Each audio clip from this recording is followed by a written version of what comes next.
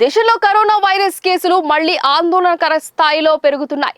గత కొద్ది రోజులుగా తగ్గుముఖం పట్టినట్లు కనిపించిన మహమ్మారి ఇప్పుడు మళ్లీ విజృంభిస్తుందనడంతో ప్రజలు భయాందోళనకు గురవుతున్నారు. దేశవ్యాప్తంగా యాక్టివ్ కేసుల సంఖ్య గమనీయంగా పెరిగిపోతుంది.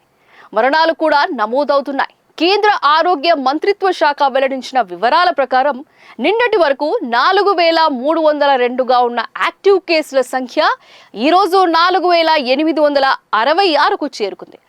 కేవలం 24 గంటల వ్యవధిలో 566 కొత్త కేసులు నమోదు అవ్వడం పరిస్థితికి తీవ్రంగా అడ్డం పడుతోంది. ఇదే సమయంలో గత 24 గంటల్లో దేశవ్యాప్తంగా 7 కోవిడ్ కారణంగా మరణించారు. మృతుల్లో ఢిల్లీకి చెందిన 5 నెలల చిన్నారి కూడా ఉండడం తీవ్ర విచారకరం. ఆ చిన్నారికి ముందే శ్వాసకోశ సమస్యలు ఉన్నట్లు అధికారులు తెలిపారు.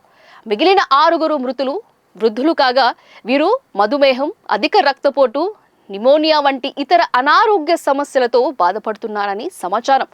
మహారాష్ట్రలో 3, ఢిల్లీ, కర్ణాటక రాష్ట్రాల్లో చెరో 2 చనిపోయినట్లు అధికారిక గణాంకాలు చెబుతున్నాయి. ప్రస్తుతం కేరళ రాష్ట్రంలో అత్యధికంగా 1,477 యాక్టివ్ కేసులున్నాయి. ఆ తరువాత స్థాయిలో ఢిల్లీ, పశ్చిమ బెంగాల్, మహారాష్ట్ర, గుజరాత్ రాష్ట్రాలు నిలిచాయి. దేశ రాజధాని ఢిల్లీలో ఒక్కరోజే 105 కొత్త కేసులు వెలుగు చూడడం గమనార్హం. ఏడాది ప్రారంభం నుంచి ఇప్పటి వరకు మొత్తం 44 కోవిడ్ సంబంధిత మరణాలు నమోదయ్యాయని, వీరిలో ఎక్కువ మంది ఇతర అనారోగ్య సమస్యలు ఉన్నవారేనని ఆరోగ్య శాఖ అధికారులు తెలిపారు. ప్రస్తుతం నమోదవుతున్న కేసుల్లో చాలా వరకు స్వల్ప లక్షణాలతో ఉన్నాయని, బాధితులు హోమ్ కేర్లోనే కోలుకుంటున్నారని ఆరోగ్య అధికారులు చెబుతున్నారు. ప్రజలు వ్యక్తిగత పరిశుభ్రత పాటించాలని తెలిపారు. అలాగే దగ్గినప్పుడు, తుమ్మినప్పుడు తగిన జాగ్రత్తలు తీసుకోవాలన్నారు.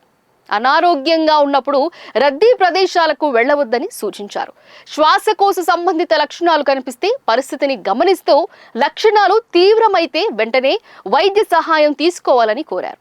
తప్పుడు సమాచారం, వదంతులు వ్యాప్తి చెందకుండా నిరోధించడానికి అధికారిక సమాచార వనరులపైనే ఆధారపడాలని అధికారులు ఈ సందర్భంగా ప్రజలకు విజ్ఞప్తి చేస్తున్నారు.